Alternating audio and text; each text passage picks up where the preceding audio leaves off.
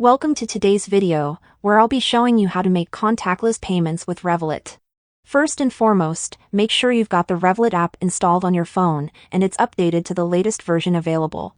Once you're sure that there are no pending updates, you can go ahead and open the app. Sign in with your credentials to access your accounts.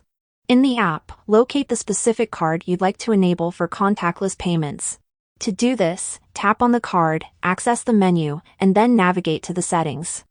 Within the settings, you should find the Contactless Payments option under the Card Security category. Simply select it and make sure it's enabled under the current security settings.